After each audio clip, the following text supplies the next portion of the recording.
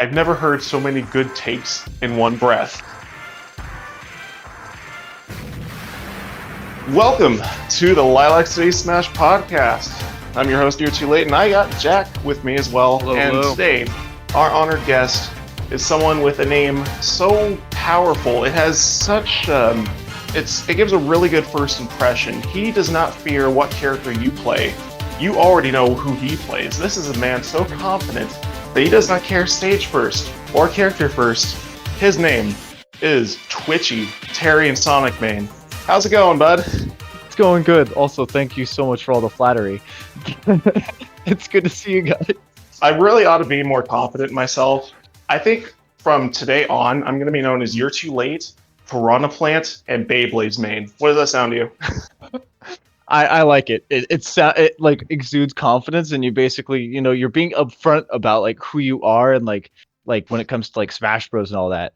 I mean, I did the same, so like I personally can't like see anything wrong with it.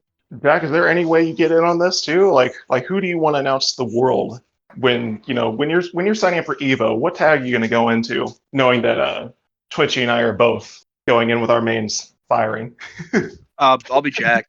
Oh, just Jack. I will remain Jack.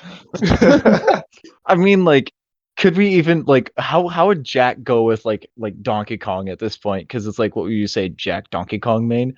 I don't know. It doesn't roll off the tongue the same way. I don't We're like think. quadrupling the number of syllables here. Like it's hard to get much simpler. That's the Jack. point. If your opponent has to choke to get your name out. Okay, well then it's gonna be Jack, DK Rose, first pick Peach's Castle, Hazards on. That's my full name. I'm gonna put that on the bracket. I was thinking Jack Donkey Kong Chad. That's pretty intimidating. But you gotta have the stage hazards and stuff in there. Oh, absolutely. If we're going for maximum obnoxious name, I'm gonna get like my address, my zip code in there. It's gonna be Tequila, Washington. You gotta have all that information. You can't be more upfront than that and more secure in yourself too. Could you imagine? It's like, yeah, my social's this. You try something. Here's my SSN. I linked to my Twitch stream. All right, I think we've ripped on Twitchy enough for his name. We're not even ripping. I'm actually really jealous that you made that shit stick. It was an accident too. That's the thing. Oh, really? Do we get some Twitchy lore? Let's hear it. Okay, so my actual tag is legitimately Twitchy2654. But how it happened is I was trying to join the Facebook group because I didn't know that EWA had a Discord group at this point in time. So I was like, okay, I'm gonna make Facebook, but I didn't want to put my actual name in there. So I tried putting Twitchy2654, but you'd have to have a last name. So then I tried putting the numbers in the last name, and then you said you couldn't put numbers in the last name. So then I was just sitting there. I was like, huh. What am I gonna put at the end? So I just literally threw it together, and then Cinnamon started calling me that at tournaments. So to be perfectly honest, Cinnamon started the train. Yeah. So you got the Cinnamon stamp of approval. Yeah. So, and whenever I see him at an event, he'll be like, "Twitchy Terry Sonic Man." I'll be like, "Cinnamon Lucas Main," and we'll just like look at each other and just like have like a moment. It's amazing. Oh, yeah. How do you not have a moment with Cinnamon? Like, how do you be in the same venue as him and not like have a moment? It's great, dude. I've had so many good moments with that man, and like I have played like not enough games with him, like, and I probably never will. But like, dude, the man's an absolute Chad and so fun to play with. Like, Oh, agreed. Totally agreed. Yeah. All right, so we're gonna try and keep this a little more structured than last time. I think we're gonna move to some YouTube comments. So on our last video, we have a comment from Blue Yoshi that says, "Yo, first comment, LOL." Responses? Man, that's so cap. Get out of here, Nate. I don't know. He's got the dedication to be there first. He's also got the cojones to also basically be like, yeah, I was also here first. So yeah. That's true. It's funny when taken out of context. I would say that shout out to Blue Yoshi for getting 5th at OG32. Oh, absolutely, yeah. He played hella good. His Crom was leveling up a lot. Ooh. Yeah, that's spooky. I'm tired of seeing Crom, but that's another thing. Yeah, well, get used to it. You ain't going anywhere anytime soon. Yeah. And then let's see, the next comment that pops up is from @swing that says, "Let's go, people like me," because we gave him shout outs for being easy to talk to. Do we have responses to that? Under that, he said he was going to cut his hair, so I'm excited Yeah. for the new cut. See what it looks like. I wonder if he's gonna let me take him to the barber I keep telling him about. Mhm. We need to get him lined up. He needs to get lined up. He'd have a Zoomer haircut again. I don't know. Okay, go. all I gotta say is like as soon as like this happens, this haircut happens, I need to see this. Like I need to see this in some way, shape, or form. And I feel It'll like end up on Discord. oh, okay, let's go. I feel like we can make it a paid event. Like at this point, I don't think Swing needs to like pay for his own haircut, just so Mhm. long as we're charging venue to watch. We'll set up the head-to-head at the barbershop. Get the stream going. Oh my god, that'd be great. Dude, I'm in. The Smash tournament at the barbershop, and the winner gets to cut Swing's hair. Oh, oh, dude. Like, not that I would win that, but dude, I would try hard so hard for that. Dude, we would have major competitors coming out. If first place got to choose his hairstyle. That would Sure. be the first event where MK Leo would show up in Iwa. Oh, that would be so great. Oh, okay. So we do have things to talk about. We're not just BSing, but for the most part, yes, we are BSing. Yeah. So current news is we have a few Steve bands across the states going on. We haven't really touched too much on it aside from people who are discussing it. Where do you stand on the Steve ban, Twitchy? Personally, I kind of wish she's not. I kind of wish she wouldn't get banned, but it's because like the people who are putting the time into this character, he's already a weird character who has like a lot of tech, and you've been working on this character for 2 years, and then like people just say, "Oh no, we're gonna take that away from you," even though they may be justified in that. I don't like the idea of that, and I think there are ways we can work around this, but it's hard for TOs because like you'd have to have a team of people who are willing to like try to find the tech because the tech is pretty messed up and it doesn't seem to have any actual counterplay even though it is situational. So like I can see that getting banned, but then you have to have a team of people to try to like monitor it or like show up and they're like, oh well, the Steve did do the tech. Then now what do we do? Do we like DQ him from the set? Is it like what do we do now? So it's like I can see why he's getting banned, and I don't blame anyone who does want to ban Steve for that reason.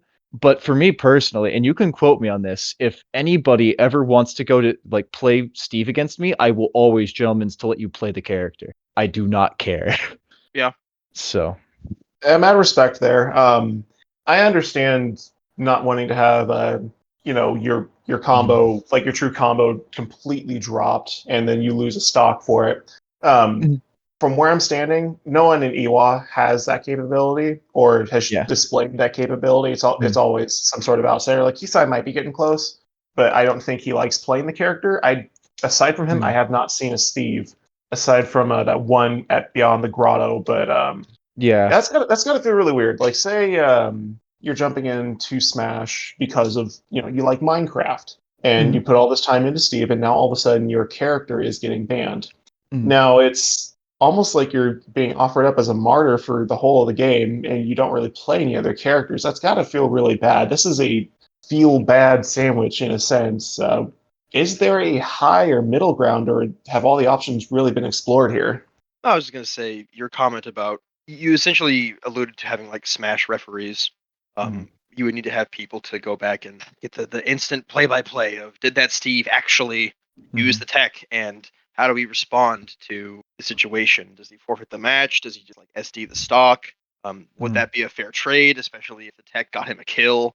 There's a lot of gray area of how you respond to that, and a lot of man hours that have to go into setting up people whose sole role is to just sit there and watch the Steve player like a hawk and make sure he's not using this banned tech. It's a bad situation, and ultimately we would just like for Nintendo to patch it and leave the character in. Yeah. But that's kind of like a Christmas miracle situation. That's ideally what would happen, but we have to be pragmatic about it. And I think that what Anthony says right for Iwa, it's a non-issue, but it is interesting about scene. And it does suck for Steve players, but I think ultimately for the health of the game, we just need to I don't know petition Nintendo to do something about the combo breaker they left in Smash Bros. because it's like you said, it's not a good situation for anybody. I wouldn't want to be the person that lost a game to Steve doing that. And as a casual Steve player, showing up to a tournament in, I don't know, Kansas, and then being told you can't play your character. There's a band that you didn't even know about, probably. You just showed up and you happen to live in Kansas, and now you can't play Steve anymore. That's not going to be especially if you just play Steve because you like the franchise. I play Donkey Kong because I love the Donkey Kong games.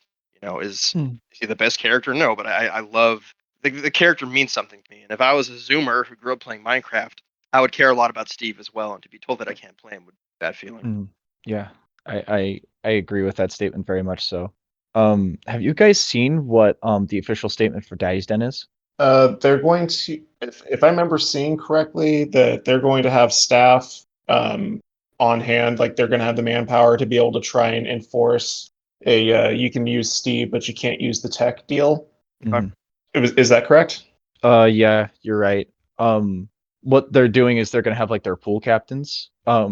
If you're playing against a Steve and you see him do the tech, or you think you see him do the tech, you can flag a pool captain over, but you'll still play the set against the Steve. And then afterwards, if you lose the set, you can go back and see if that actually was the PMLG during the game that you think it was in. And if it was, then the captain will look at it and basically be like, "Oh, that's the ban tech. You get the Steve gets DQ'd." But that requires you to have basically extra time to watch an extra game throughout that before you even submit results, and your pool captain has to know what's going on, in addition to being able to run everything else. So, can you imagine the Steve Ditto? dude, the Steve Ditto would be so funny though. There's a flag on the field. Steve 1 used the tech against Steve 2. Could you imagine if everyone in Daddy's Den just like, let's just do it all Steve bracket? I'd feel so. That'd be terrible. This brings you to my next point. I see some people talk about banning Steve as an attempt to get Nintendo to patch the game, but I think that's more of a band-aid because there's still some glaring issues with just the overall game. It's not just Steve. I go back to things like Project M or Project Plus on the Wii, and thinking that's fairly accessible. Would a Project Plus for Ultimate be feasible? And I almost answered my own question there because you can't. Not every Switch is hackable and can run said mods, but in the future, if that becomes a little more accessible, do you think we just ignore the main game and go back to running hacks on balance patches, our own balance patches as players? I mean, the thing is, it's going to be very hard to like as a community agree on like a balance patch, because like it's hard enough for us to agree on like where characters go in a tier list. Yeah. And like how should it be in a character? How much should the character how much should we nerf a character? How much should we buff a character? And then like having like who'd you set aside to like make those decisions? Because to be perfectly honest, coding it is not an issue because there are modders who have done incredible things, like so many incredible things with this game. But it's getting it to the point where it's like, how do we do this? And it's like the other thing too is like if we get to that point, can we just add our own characters in too? Because like I don't know if you've seen this, but have you seen like the Alucard and the Goku mods? Oh, I haven't yet. It's really cool. Like they actually just took like a character basically, and they kind of just like did everything. Like they added new moves, new like voice lines, new animations, everything. It looks like a character that was put into the game. It still needs a little bit of polish for both of them because like they still have like bugs and glitches, but they are fully functional, playable characters that have completely different move sets than any other character in the roster. Huh. Might have to check that out. I mean, shit, I got a Switch that's ready and willing, so. It will have to go over a character, so like Alucard goes over Simon and Goku goes over Ryu. But it is a new playable character, and you can turn off the mods too. So okay. Yeah, I need to find my RCM chip. As soon as I do, I'm gonna try that and try HDR out. So Well, yeah, why not? Yeah. So the topic of the cast is supposed to be fighting games in general, but that doesn't exactly exclude Smash. I mean, I remember talking to you earlier. You're talking about King of Fighters and other fighting games. What other fighting games do you play besides Smash, or have you shown interest in? I mostly like I'm not good at it. I'm still trying to get good at it, but recently I've been trying to get into like King of Fighters and Tekken specifically, and been trying to play like a lot more FGC games. King of Fighters and Tekken kind of for obvious reasons because Terry and Kazuya for the most part. Yeah. Just a little bit, but um just wanting to get into that scene because there's like a lot of really cool things that are in those games with like footsies and combos and stuff like that, and they have a lot of things that like they just play completely different from Smash, but they're still very very amazing. Like um uh Jack, you played Tekken, right? Yeah, I'm gonna get number Yeah. 8. I'm excited for it. Yeah, dude, I'm gonna get number 8 too. It like 7 is amazing, but like the footsies in that game is like so good, and it's like I don't know how to explain it, like, but it just feels clean because like your movement in like Smash is like all over the place. Where like jumping in, it's all about like aerial movement and spacing, but in Tekken, it's like oh, you're on the ground, but if you throw a fist, even if it's like a short jab, like that just moves your hitbox just a little bit to the point where the opponent's going to capitalize off that. So it's all about like body shifting for just increments, and it You're feels dealing with so good. pixels, just pixels of spacing around each other, Yeah, and the it's slow mo that you get when you get like a really close finisher, like a near miss, is just very very epic. These are some pretty cool highlights. so good. I've been playing a lot of. I'm terrible. I'm terrible at Tekken. It's fun. I play King. I'm awful, but he's fun. That was like the Oh, spiritual successor to Marvel. I mean, they yeah. made Infinite, but Mhm. that one was yeah. Anyway, I so the yeah. spiritual successor was Dragon Ball Fighters. That was a lot of fun. 3v3 tag team fighter. I would say I was better at that than Tekken, but still, was just compared to my experience with Smash Bros, I was pretty bad. But you know, it's fun to be an online warrior. Playing games like that makes me want to buy a fight stick though, Yeah. because you can get away with a lot of Ooh. stuff on controller on Smash Bros. When you Mhm. trying to go into Tekken with a pad is ill-advised to say the least. Trying to do Mhm. anything on a pad on Tekken seems Mhm. needlessly difficult, but Yeah. not quite there. Maybe with 8 coming out, I'll invest in it. Who Mhm. So I knows? have a question on traditional fighting games, and specifically about the fight stick you were talking about. Smash isn't designed with that kind of controller in mind. So Mhm. when I see controllers like the Smashbox or Frame One, I just know that like the shoulder buttons on the GameCube controller take a little bit to press, Mhm. Mhm. and like that's very different than pushing a digital button.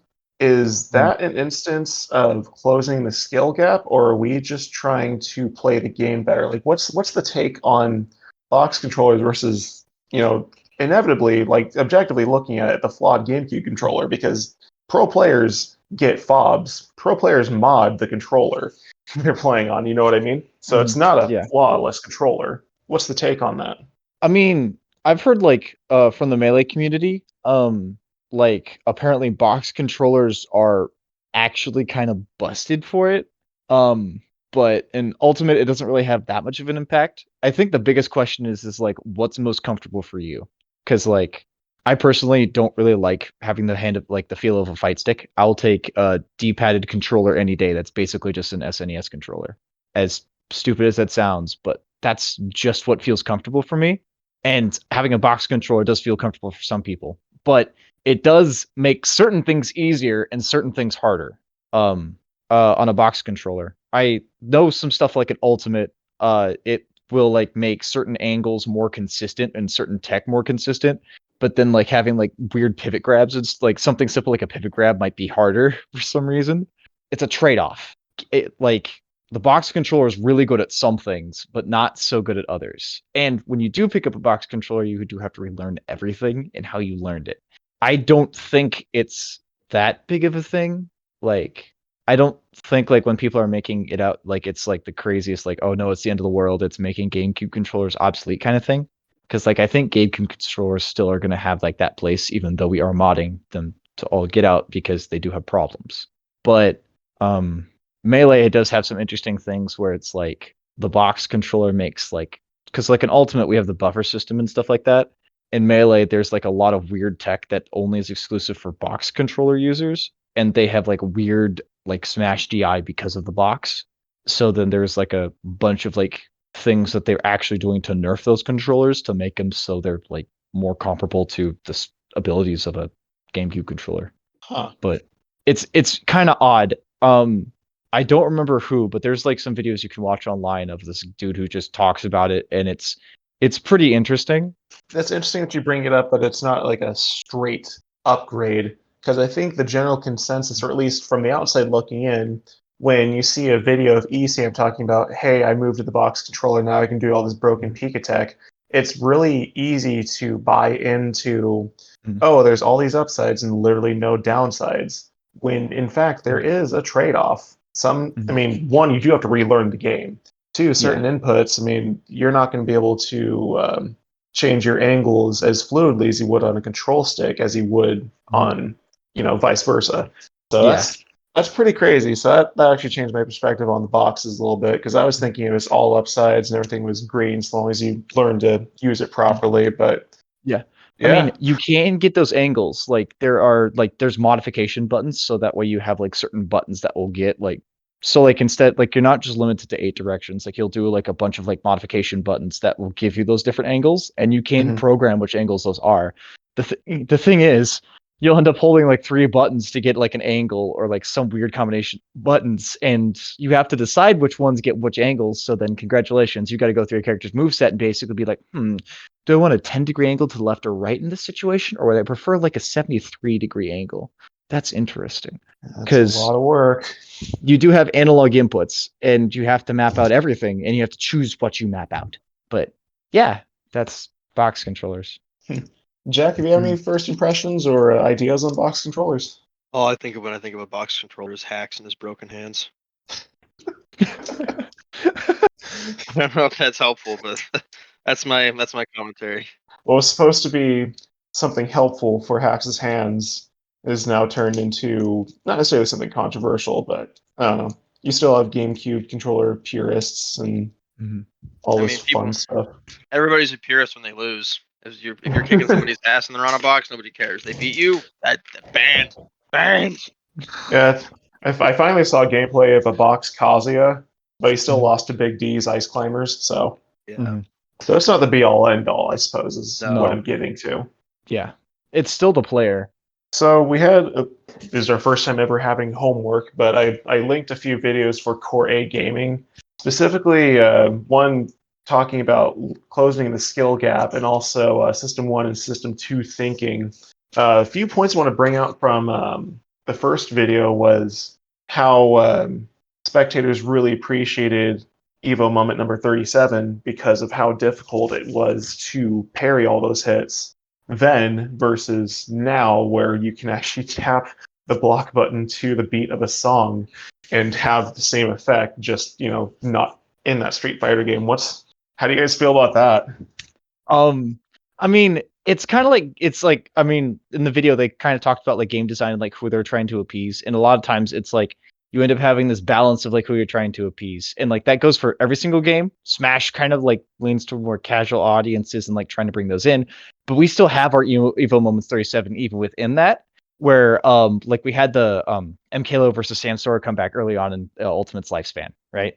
Like he was down. It was basically like, oh, he's on the last rope, and then Game 4 Leo shows up, and then next thing we know, he's winning, and then he was already a legend, but at that point, like it was just solidified. And like, what are you gonna do about this Game 4 Leo? And like, we still have our moments. I mean, they may not be quite as iconic as even Moment 37, but like the game still allows for that. And it comes down to the thing of like whether you want to look cool while doing something or earn it while doing something. Like different games have different opinions on how they like come to this.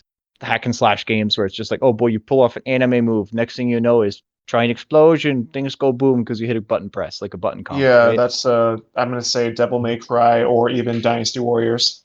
Yeah. And then you have like your games where it's like all like the only way you'll ever pull something off cool is when you put so much time into it to like get the cool stuff to come out, because like you learn the combat system, you learn that, and like you end up getting what you want and it looks cool and you earned it. But it's hard to find a line between the two where you can still have someone picks up the game and it's like, okay, I'm having fun. This is cool. And then someone who gets their chance at it and it says like hone the system down also gets their chance to do the really cool stuff like the Evo Moment 37. And trying to decide where that happens in a game is incredibly hard because different people are going to have different opinions on that, right? Because like, I mean, we could go back to Steve on this, like in Smash Bros. Like, is a Steve combo too easy? Or do we think that that's too easy for this game where it's like, oh boy, Steve gets up air ladders. Oh boy, sometimes you just die because you get hit by a up tilt. But it's also our perception too. One thing that comes to mind immediately is those Evo Moment 37s. Those were between two elite people. You got Justin Wong, Daigo Umehara.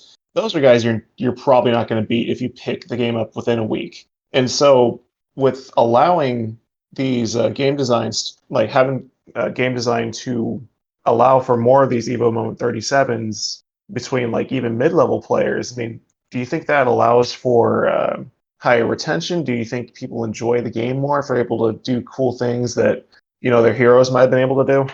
I'm going to jump in here because here Go comes for it. my Yep. outside perspective. Okay, so Let's go. I have talked a lot about the concept of simplifying a game to make it more appealing to entry players.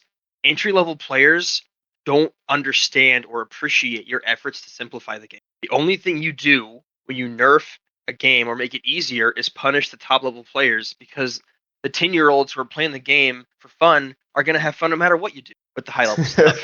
Like, how long did all of us play Melee not knowing anything? Right? Where we're sitting there thinking, man, I just wish they made this less enjoyable at a high level. And I'm sitting there like spamming neutrally with Samus and beating up my younger brother. That was never a thought that crossed my mind. I was just playing the game to play. Trying to handicap the upper echelon of potential in a game to appeal to like grandma or something, it doesn't make any sense because if she's picking up that game, she is not thinking about what NK Leo's doing. She's thinking about she's thinking about my grandson likes Mario, right? That's the thought process. It has nothing to do with competitive elements of play. And the parallel I'm drawing here is that I have played World of Warcraft for a long time. And I know that World of Warcraft and Smash Bros. Are about as far apart as you could possibly be in the There's pantheon of video spacing. games. There's spacing. There's special moves. I'm pretty sure you press up and B at some point. There's gorillas in Smash or in Warcraft. That's basically Donkey Kong. So I grew up with Warcraft, right? I've played it since 2004, and I watched this game get like boardroomed to death by people who have never played it and were just trying to make decisions that they believed would like sell more copies of the game. And they had been convinced that the game needed to be more accessible. Right? Accessibility is a buzzword in gaming today, and accessibility generally translates to kneecapping what you can do, like at the highest level, under the guise of making it more appealing. And again, the people who are playing this at the entry level do not understand or appreciate your efforts because they're going to play it and have fun regardless of what you can do if you lab it for 1,000 hours. That's something they're not going to see. They're not going to experience that level of gameplay. All you're doing is punishing the people who put a lot of time into it. My brother was a 1% in the world arena player for his class, a hunter. And every expansion that came out, they took a spell away. It did not do anything to enhance the experience of the casual player. It just made his job less fun. It made the game less interesting to watch because the complexity was slowly stripped away until eventually it became like a 3-button mash, right? It was no longer fun to play, and as a result, the game kind of died. And now we're experiencing a renaissance of a version of the game that is 15 years old. People are going back to play classic editions of that game from almost 2 decades ago. People who weren't even alive when the game came out are going back and playing it and having fun because there's the possibility to do cool stuff, and the difficulty curve is intact, right? And that said, there are also still a lot of casual players who know nothing about it, but are there regardless because maybe their friend who is a professional player talked it up and so they're excited to come play. Really, making a game, I shouldn't say esports, loaded gun, but making a game competitive, in quotations, right, honestly benefits the low-level player more because having a game competitive potential is going to bring in it's going to get attention to the game. It's going to bring in the high level players. When the Mhm. high level players show up, the game gets talked about. When the game gets talked about, the grandmas and little kids of the world find out about it and they want to play. They want to emulate their hero, right? Everybody has their idol when they're growing up. They want to do the cool thing they saw on YouTube. And even if they Mhm. don't reach that level, that's still inspiration for them. I guess to parallel this to the real world, it would be like putting a speed limit on how fast you're allowed to drive in NASCAR. Like it doesn't do anything other than make it less. It handicaps the people at the top, right? It makes it so that Mhm. you can't go above 40 in the Daytona 500, right? We need to make this more accessible to Sunday drivers. Why? Why do we need to do that? This accomplishes nothing other than it makes it boring to watch for said Sunday drivers and punishes the people who are racing, right? Allow games to have that high scene. I really just don't see it down. And having played a game for 20 plus years and watched it just get neutered on the altar of accessibility, as you will, it just doesn't make any sense. Yeah. The parallel to that is of course Melee. Melee, a lot of people, you'd read comments about them talking about how Melee is too complex. Like, not really. It's complex if you want to compete at a high level, but it's not super complex to press the start button and jump around and punch each other. It's Yeah. pretty straightforward to me, and if that's all you do, that's fine. You don't have to be Mango to enjoy Melee. Mhm. You don't gotta be MK Leo to enjoy Ultimate, and you don't gotta, have never showered in your life to enjoy World of Warcraft. Obviously, those things, benefit you competitively, but you don't have to do that. You can still have fun playing it in your league. Mhm. And I would read comments on the forums, place of wisdom and self-reflection, video game forums, and you would see people making comments about how XYZ is bullshit, right? This spell is dumb Mhm. and needs to be taken out of the game.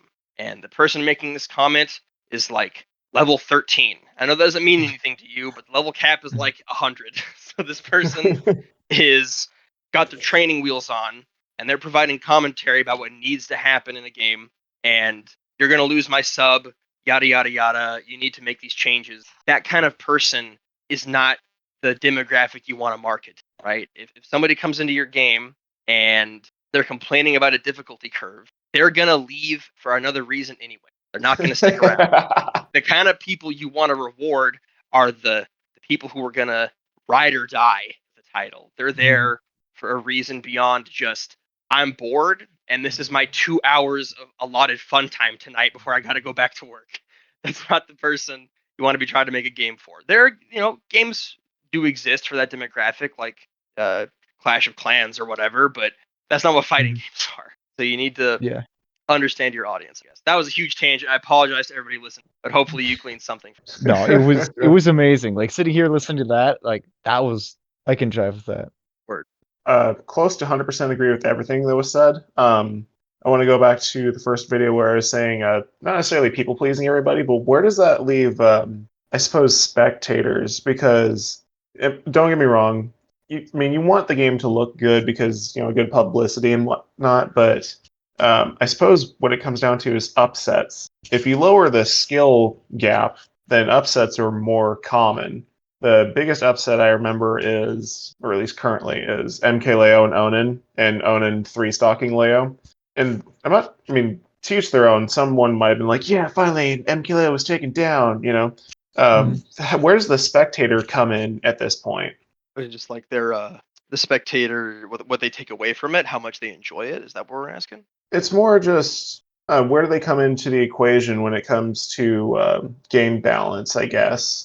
Because no one, you're not going to see a random nobody taking a game off of like Mango or any Mewtwo King or anything like that unless they've been up and coming for a while. I didn't hear about Onin until Onin happened, and I think that can be attributed to ultimate skill ceiling.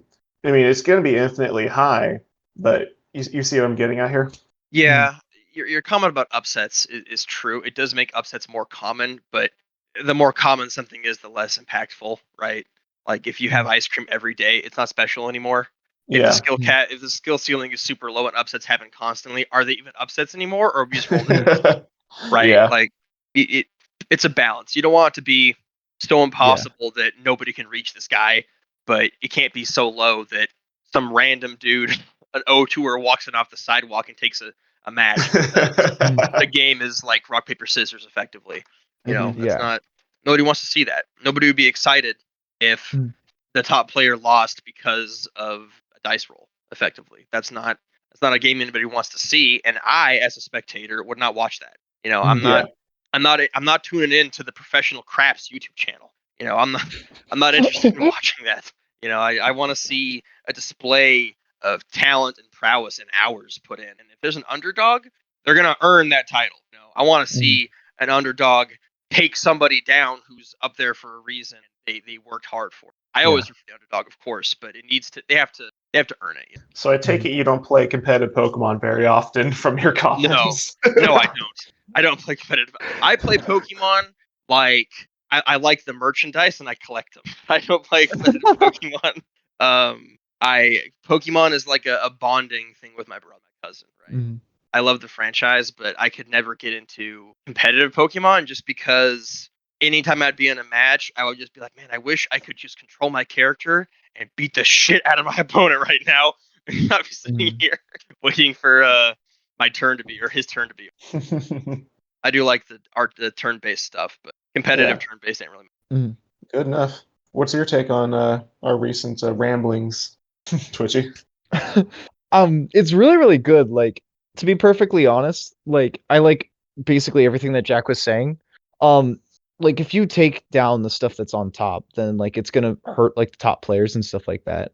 But trying to find a way to allow like lower level players to have the option to come in is hard. And I'm gonna liken it to like KOF and like more traditional fighters, because like those are like very heavily like based like it's like seasonal. The information that you've gotten from like the previous games are gonna have like a lot of impact, right?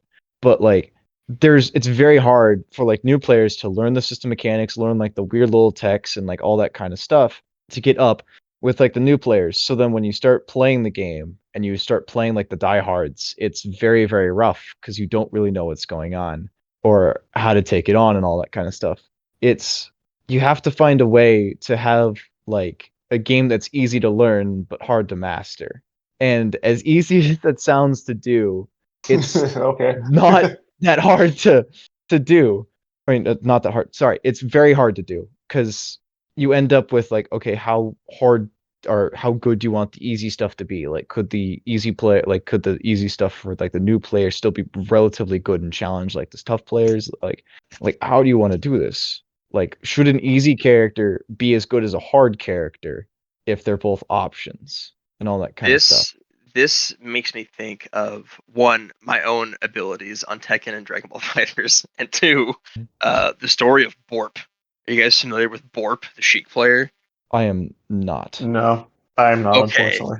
So it's melee, and he's basically, I forget the region he's in, but he's a top player, and he refuses to like do any advanced tech. He doesn't wave dash or any of that. He just beats people who do wave dash by being a fundamentals lord and just like reads, and he wins. It's great. There's a little mini documentary on him. I highly recommend watching it after the podcast. It's super great. It's like 15 minutes. I'm gonna do that. Borp, it's great. Gotcha. When he wins, the commentator's like, "You got borped." He borped him, but it's very funny. You're just watching this fox like wave dash around him, and he like stands there and waits, and then grabs him. Or like the person approaches, he'll spot dodge in place like 5 times in a row, and then grab him. It's just the most. It shouldn't work, but it does because his opponents are, I guess, like over engineering their approach, and he just picks the simplest option and wins. This goes back to Twitchy's comment about like how good is the simple stuff allowed to be. I'm an auto combo god in Dragon Ball Fighters. I will press square 8 times and win. Like that is how it works. It is not an optimal combo, but if I win neutral enough times, auto combos will take me to the finish line. I'm not getting as much mileage out of my openings because I'm not doing the optimal combos, but I didn't have time to grind out the equivalent of what we call tech skill in that game. I didn't have time to practice all the crazy combos. I just played into my strengths that I already had from playing fighting games in general for so long, and I just did reads, nothing but reads all day long, and I would kill them with like 15 auto combos, and it was not pretty, but it happened, and a lot of people rage quit. That I think that's fair. I think if you lose neutral to an idiot 15 times, you deserve that loss. You know, I shouldn't need to be able to do a Korean backdash to beat somebody. Does it help? Yeah, absolutely. But if my fundamentals are solid and keep walking into stuff, you're gonna lose. You're gonna take damage and you're gonna lose. And you know, it's not a pretty win. It's not a flashy win. It definitely wouldn't draw a crowd to see it happen. They were there to kind of like enjoy the schadenfreude of the person getting beat by a moron. But it is valid. Playing at a very base level can win you games. It just takes more. You know, your reward for doing a simple combo is never going to be as high as doing a complex one. But you add enough of them together, you will eventually zero out your opponent. And it's the same thing in Smash Bros. Like when we're looking at the reframed stats, my neutral wins are abysmal. We're looking at like single digit percentages of neutral wins. But I still get a lot of win screens because those neutral wins are usually a donkey punch. It's like 40, 50%. You know, it only takes a couple of those and your stock is gone. There's nothing funnier than watching a Squirtle or a Joker like dance on you for like 8 minutes and they do like 13%, and then I just throw out a random move. That's a great feeling. Never get tired of seeing that. Does that make me a scrub? Absolutely. I'm absolutely a scrub.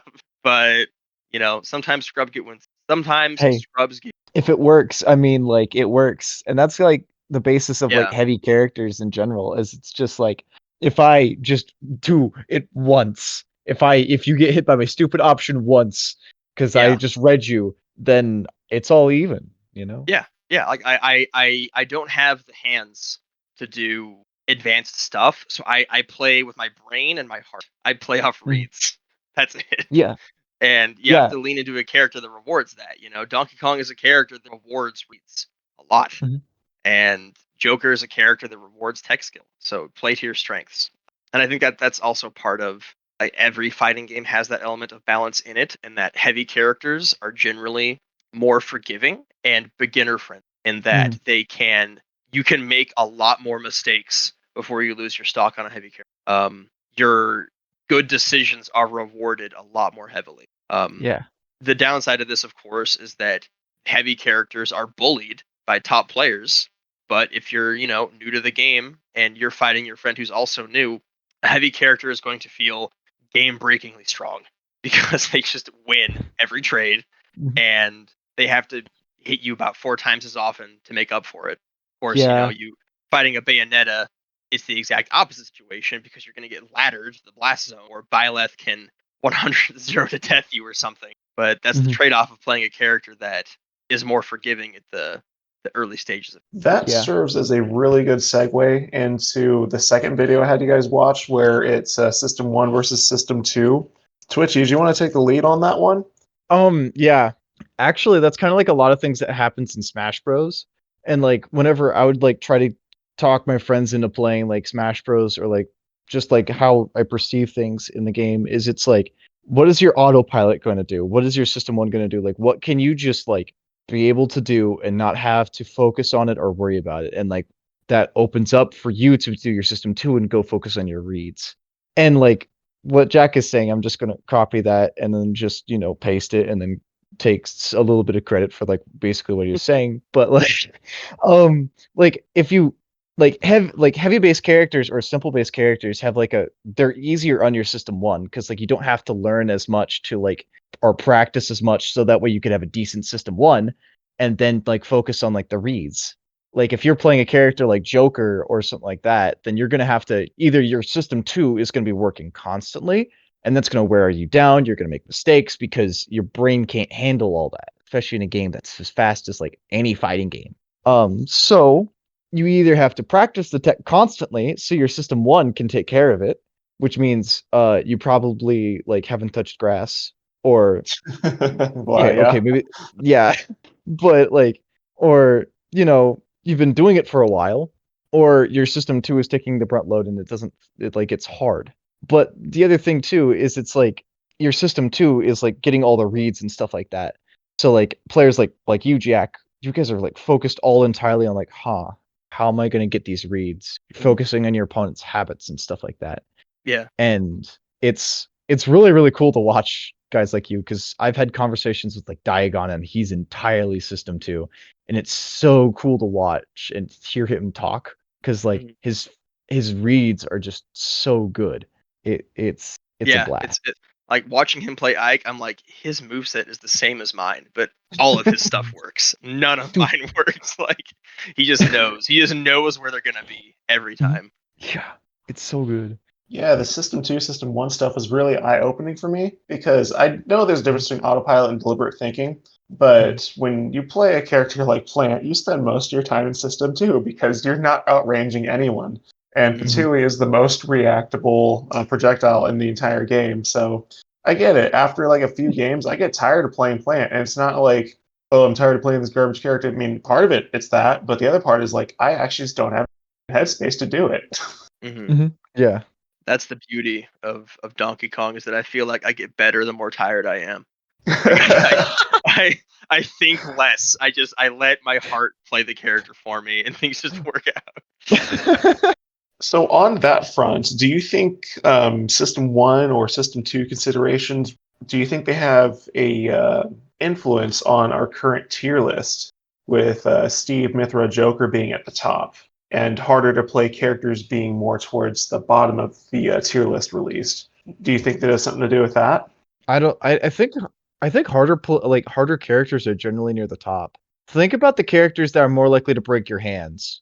Like they've successively got better at the game, like got better in the game. Like Peach breaks her hands. Oh boy, she's in top tier. Kazuya, he's got weird inputs. Oh wait, he's top tier. Steve is weird. He's top tier. Joker's got like weird cancels and stuff. He's top tier. And then like your low tiers are like your Nair characters like Ike. I mean, you still have characters that are just like also are Nair characters like Rob, but like generally speaking, your Unga Bunga characters are like lower on the tier list because they spam forward smash like Nair, or they have just like average moves, and then like your higher, faster, more complicated characters are usually higher. Thinking about the tier list in Smash Bros versus the tier list in Dragon Ball Fighters, it's kind of inverted in a way, because a lot of the characters that are broken in that game are the Ungungas, given that it is there's a lot less, there's no platforms in fighters, of course, so like a lot of the elements that make Smash unique are missing, and it's literally just like, what makes a good character? How fast is the startup on their jab? Like that is a huge part of it. Like, does your footsies beat your opponents? What does your like sweep look like? How fast are your moves? I feel like the speed of moves is not, obviously it plays a part in Smash Bros, but the realization that all of the high level Smash characters in the tier list have crazy inputs, it's not the fact that their inputs are crazy, it's that those crazy inputs allow them to do things that Smash Bros as a game just doesn't really want you to a lot of the time. And we're seeing that now with Steve, where it's literally like a bug, and the input is going to be hard because you're actively breaking the game. You're doing something that's not supposed to happen, so that of course the input's going to be bizarre. It's not even an intended feature. In Kazuya and I guess Fox and Melee, all these characters that are super super high level in the tier list, at a certain point, we're pushing the character to a location they were never really into, and it almost feels like you're overclocking the intentions of the character when you do that. So the inputs are wild, but it almost seems coincidental more than intentional, because there are games where high level characters do not have crazy inputs or strings or tech that's like borderline game breaking. A lot of it just comes down to their frames are better and you ooga booga win 50-50s. But Smash Bros, it just does feel like a lot of the characters are and even early on, and you would see a character like Ike was a big deal. I mean, MK Leo used to play Ike. We all remember the MK Leo Ike saga, and that was back in a time where nobody knew what they were doing in Ultimate. So everybody was System 1 on some level, and he was just the best at making reads. You know. This was back when Ridley was still topping events. Yes. Ancient history, right? Dude, this is back before Pichu got nerfed. Dude. Yeah. Mhm. Well, I think that covers a good chunk, if not everything I wanted to talk about fighting games wise. Okay. Hell yeah.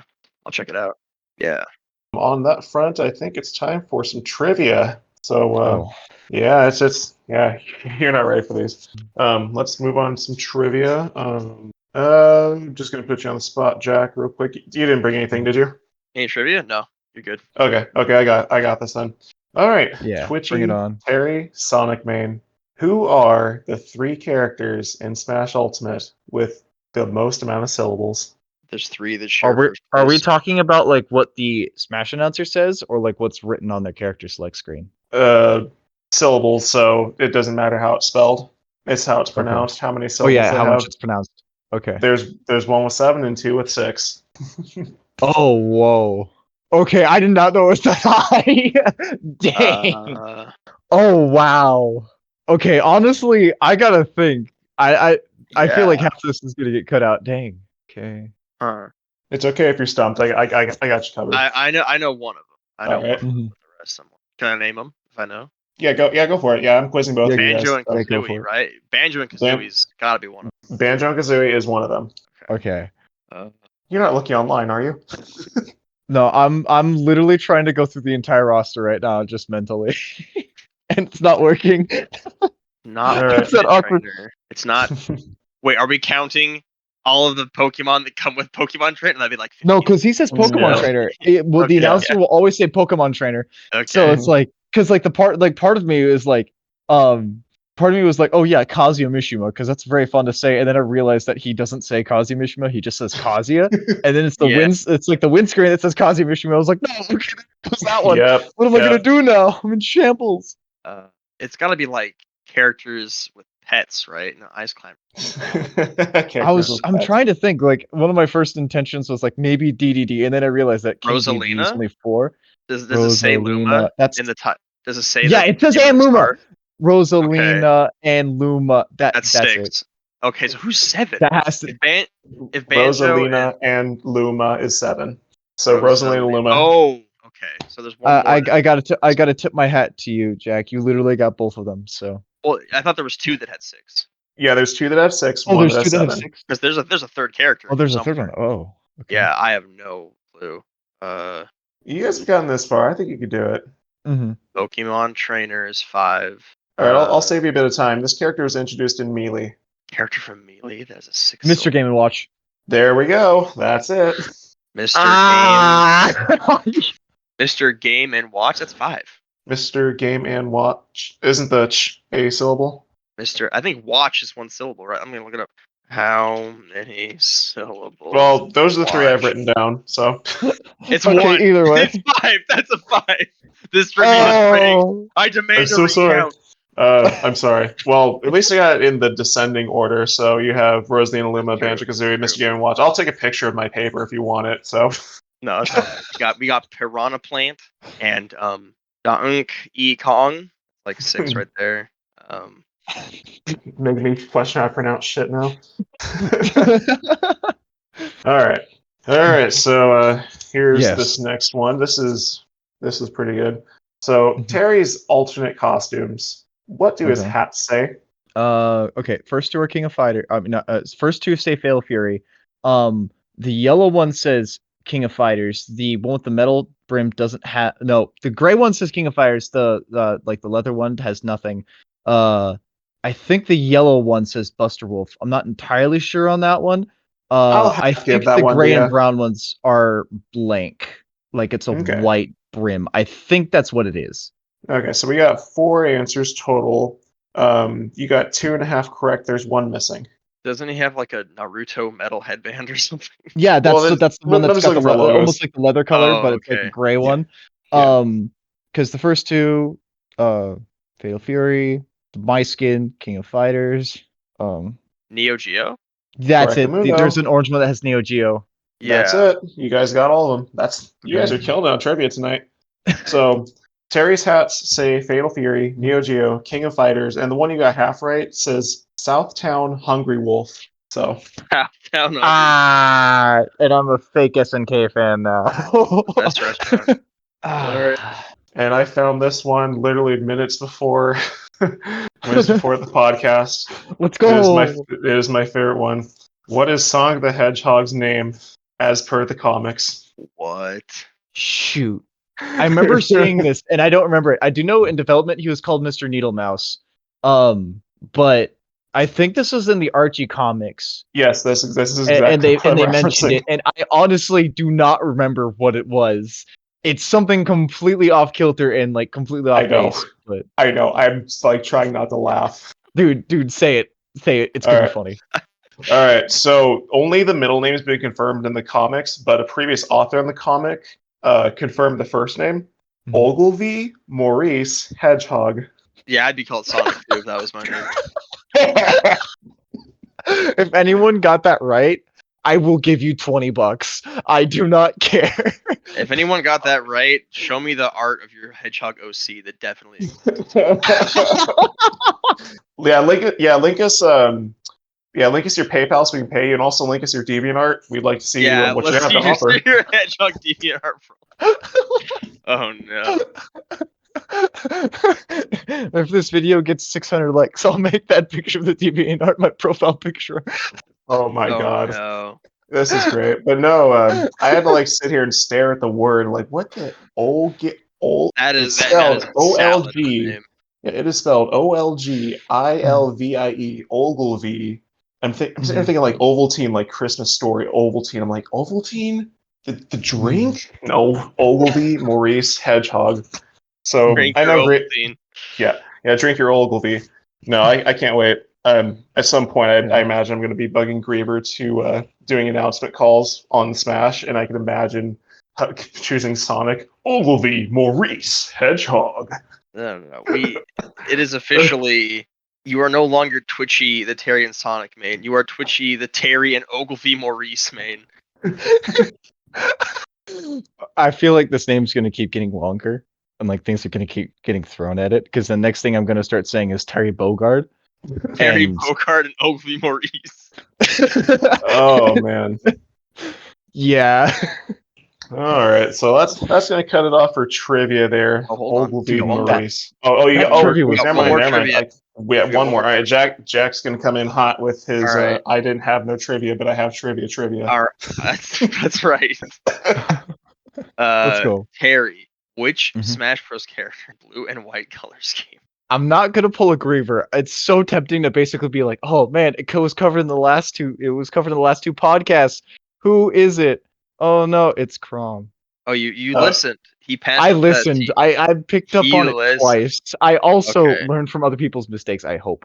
So Incorrect. No, The correct answer was Sonic, Maurice, Ogilvy, Hedgehog. Trick question. It was actually No. Maurice. no. There's actually Greninja. You mean Greninja, Mega Man, Falco? I have a tier That's list here, right. so I You see see, everyone's I faces. said Crom has a white and blue color scheme. I said blue and white. The primary and secondaries were reversed. Okay, but actually- Sonic is more has more like a red thing going on. Because like, have you seen his like shoes? True, but sometimes the shoes aren't red. So is he still sponsored by Soap? Like his shoe, like I- Soap's an actual brand of shoes. I that don't Sonic think rocks. so, because like a few years ago, Puma had a brand deal with them where they made Sonic shoes for the movie. That's cool. Oh, So Nice. you can look them up online too. They actually look kind of sick. But like I don't think so. But I think it's kind of funny that like the Soap shoes, because like every now and then they'll come back. Like in Frontiers, you could Mhm. for a while you could have gotten Sonic with the Soap shoes, and yeah. no, hit me up when Shadow of the Hedgehog's jet skates come out. I won't be Ooh. driving anymore. I will. Oh, that'd be great. Oh, these shoes are actually sick looking. I'm looking at like the official movie shoes from Puma. Those are really cool. I know they look so good. They're $300, but man, those are well looking. Oh, we'll get there. Don't worry. All right, so that wraps up for trivia. Next up is one of our favorite segments. It's called $5.99 a character. And since we have Twitchy, Terry, Sonic main, we get to $5.99 both Sonic and Terry. So honestly, take it away, Twitchy. Tell me what could Terry use to become a true DLC fighter. I know he's already You give him- DLC. You give But him meter. You give him meter. Meter. Okay, so I'm gonna base this off of KOF because KOF meter system is kind of interesting. So imagine instead of Terry getting go, when he fights you, he gets bars of meter that gets added, and he can use these to spend them on super moves, right? But you make the super moves a little bit like more interesting. So in like King of Fighters, you can cancel like your like your neutral attacks into special attacks, and your special attacks into super attacks, and your super attacks into super specials essentially. So you revamp his moveset a little bit. You make like him even more of a BS like I touch you and sometimes you just die. You give him meter, and then you basically get comboed, burn knuckled into Buster Wolf. And the next thing you know is you're off stage and you're just wondering what happened. And if FS meter is on, then you go from like from like a jab into power dunk into into Buster Wolf into your like FS like your final smash. So yeah, That sounds pretty cool. it would be really cool. Part of me wishes that they did that, but then part of me is just like, but Go is so cool though, because I can just keep throwing out like power geyser just to edge guard people. So I think to buff Terry, what would I do? I would make it so that his jab was just a little bit not slower, as in like hit start up and anything like that, but give you a little more time to actually input the commands you want to do. Because a lot of the times I hit jab and all of a sudden I start panic rolling the control stick and mashing A and hoping I get a power dunk. But if I had just a little more time, I'd be able to get those inputs a little bit better. Yeah. Otherwise, I mean, I'm not saying Terry's a broken character. I just don't really know what could really be done to really break him further. So I can get him one wing. You know what? Character You would make his one up wing. B snap to ledge. You'll What was make that? his up B snap to ledge. Okay. There you go. Because like he has I'm just gonna rant on this for a little bit, but Terry has a 5-frame, 2-frame window. So even if he does it perfectly, you have 5 frames to get 2-framed. Also speaking, he doesn't snap to ledge like most characters, so he's got Crom-sitis where he'll peek his legs above ledge. I mean, of course, I have an invincible. Of course, I have an invincible version if I charge it off stage. And if you're Terry who knows your salt, you're going to be holding down half the time when you're off stage to get that charge. But afterwards, you're still going to have the intangibility off of your legs, so you can't really go above ledge without you possibly just dying. So you have to get really good at spacing that up B. And if it's snapped to ledge and you could choose that when you want to go above ledge instead of just like having to perfectly space every single time, that'd be godsend it, and that would be really nice. How about we change his ledge hang? Like, go ahead and have like the two, like, get the frame data all figured out, but make his ledge hang to where he's like, instead of using his hands to hang on to the ledge, he's just hanging on with like the tops of his feet. His toes. He's got toe shoes. Yep. But not like, so like say FD, you're on the left side of the stage and you grab ledge. Terry's face would be facing the stage, so his back would be towards the blast zone. He's just hanging on by the roof of his feet. Yeah, that'd be pretty interesting. No, I mean, I'd pay $5.99 for that because I mean, okay. also hear me out. What if it was different if you jumped in air dodge to ledge versus when you up B to ledge? That'd be cool. So like you have 2 different ledge hangs, and then you have like your get up options are slightly different depending on them. Like your that would be awesome. All that. Yeah, Actually, can you imagine like the mind game? Give this to Donkey Kong. Donkey Kong actually has hands for feet. Why is this not a I actually agree with this. That'd be funny. Give Donkey Kong more ledge options. He's already bodied enough. Just give him something funny. I don't even know. Another something cheesy thing. I don't know what that would do, but it'd be funny to watch Donkey Kong hang there by his feet on the ledge. Yeah. Right. I guess I have to do Sonic now. And Yes. and my cheap answer for Sonic is he's already broken enough. So then the answer I have is actually make him so he has a halfway decent moveset that isn't just him being a ball. Isn't his side and down B, like the hurt boxes on that are smaller than his actual body? Do you mean Hurtbox? As in like I mean hitbox for the side and down B. Unless it's fully charged. If it's fully charged, it finally covers his entire body. So yeah, little known fact, if you're fighting Sonic, swing at him, 90% of the time you'll win or you'll clang. He never wins straights. And if you have a sword, it works. It's hard to hit him, don't get me wrong, but like, do not be afraid. And most characters can even grab him out of spin dash. So yeah. I'm not kidding. I've like You're Too Slow made like a video of like Ganondorf like running up and just grabbing Sonic from the air and spin dash. So like the hitbox is active, and Ganondorf just runs up and just still like manhandles him. Wow. Either way. Okay. What I would say is I want to keep side B because like the movement options from that move are incredible. But change forward air into spike or like the axe kick from Sonic Battle. Because that's a really, really cool animation, and it would be super, super sick. Man, that'd be so hype.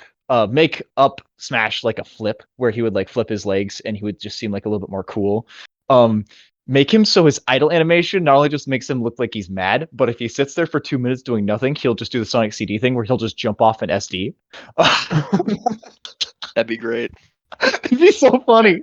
You're actively nerfing your character if you don't have him moving. I don't care. He's good enough. I just want it to be funny. The character's cool. I swear, unless he's camping you out for 7 minutes. But dude,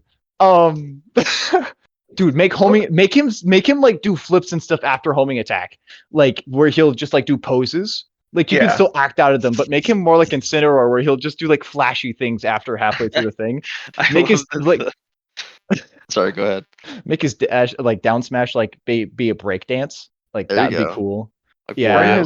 Turn his old brawl taunt into a down smash. Come on, step it up as he's sitting there multi kicking you in the face. Yes. Yeah, so much. I would love that so much. All of the Sonic buffs are just make the character funnier. Yeah. Make the character actually look funny. Because like think about this. Like the character that's like Sonic has been always given like an attitude, and that's like his entire thing when he was made a character, right? He's the character that's got like attitude and like got spunk. And then he comes to Smash Bros. Ultimate, and like the next thing you know, he's not only a camping machine, but he's kind of flat and he's like in a ball half the time, which makes sense because he's Sonic. But like at the same time, like give him an attitude. I want to insult my opponent and like like do flips and stuff, not just being a ball half the time. And it'd be funny. Like you're too serious. You can't lighten up. Exactly. It'd be so cool. Yeah. It's dude, if Sonic was a DLC character, he would actually have like his animations would have personality. And that's what I want. I don't need him to be any more busted because he's already really good. I just want him to have personality. When I first got Sonic and like 3 of his 4 special moves had him turning into a ball, I'm like, you've got to be fucking kidding me. This is what they do with him. Yeah. They need to fix like down B or side B, and they need to turn it into something else. Like I've heard suggestions for like light speed dash, but I haven't seen that done relatively well. One of my thoughts was like maybe like the drop dash from like Sonic Sonic Mania, but like that's just another move where he gets into a ball and it's used for movement. So like again, is that really something else we need? You could do light speed dash pretty easily. Just look at Pac-Man's side B. That's literally light speed dash. So yes, but that's also in a character that uses that for movement and to reach places he normally wouldn't be. You're giving that to a character who already has the best movement in the game, not even close, can chase people with spring, and has resources to do that faster than anyone else. I think adding lightspeed dash would give him more options, but like you'd have to make the move really fast, and like it would basically just be like a recovery option at that point because he really wouldn't use it for like killing unless you like crank the knockback up on that really high, you know. So absolutely. I mean, as long as he's still got the good movement, like I'm still happy with it though, because like the dude's amazing. Like he's good enough. Yeah. Maybe well, not Jack, opponents, but yeah.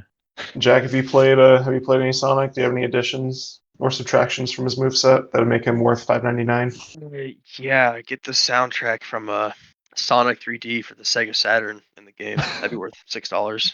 Dude. You just want music. These buffs are literally irrelevant to the character.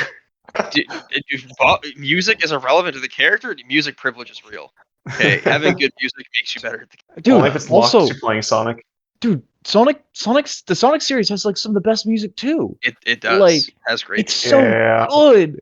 It like I think my problems with Sonic is like not the fact of his character design, even though that's kind of bad, not gonna lie. But like I just want more personality from like the music. His stages are bad because we basically have Green Hill Zone and Green Hill Zone, but worse. And like He's got no personality. All of his moves are just kind of meh. We don't have a bunch of like Sonic. Like we need more Sonic songs. Like we The have like flavor's not characters. there. Yeah, I'd like Well- to see like City Run. dude, that'd be Cityscape? so good. Yeah. That'd be an awesome Cityscape stage. or Chemical Plant or Yeah. like Sky Sanctuary would be epic too. Like Oh, Casino Night. Anything. Anything. Anything from any of those games would be awesome. Yeah, I was thinking the White Jungle theme from Shadow's run on Sonic Adventure 2. That's pretty good. So it's a pretty real jungle theme because I love that music from there. But then again, this will probably degenerate into how awesome was Sonic Adventure 2 battle, and I'm pretty sure people don't have time for that. That said, Sonic does have great music, and that is one of his greatest strengths. And it's probably biased, which is why he's the top of the S tier, right beneath Joker. So, well, shoot, that about wraps things up here. Twitchy, thanks for spending so much time with us and chatting about fighting games. This has been really, really fun. Dude, it was literally my pleasure. Like as soon as you asked me if I wanted to be on like the podcast, I was like, dude, I'm so gonna say yes to this. I can't say no to this because like this is so awesome. Just to be able to talk with you guys again and like be able to hang out like outside of tournaments, and I couldn't pass it up. So thank you for letting me come here and hang out. It's been great, man. Awesome guest. I think this is another new record for longest podcast. We got almost an hour and 15 minutes for Anthony to go through. So have fun with that. It's fine. I get the insider's scoop, the director's cut, because I'm the director that's cutting it. So That's right. He's keeping all of these unedited, and he's gonna put them in like a CD collection to sell at the end of this when we're famous. oh yeah, I'm looking to profit off of this stuff. But Dude, no, shut up and take my money. you're funny. But no, Nate, I was looking forward to talking with you for quite a long time. This has been in the works for a bit. Ever since I commentated with you at Beyond the Grotto, I'm like, oh my god, this guy can talk. This guy knows. This guy knows how to hold a conversation, and he's fairly knowledgeable. This is going to be great. So, Yeah. you've had it coming, and we would love to have you back again if the time arises. So, Thanks, man. I mean, whenever you want me back, just let me know. And I do intend to come to Odyssey more often when I don't have college and stuff like that.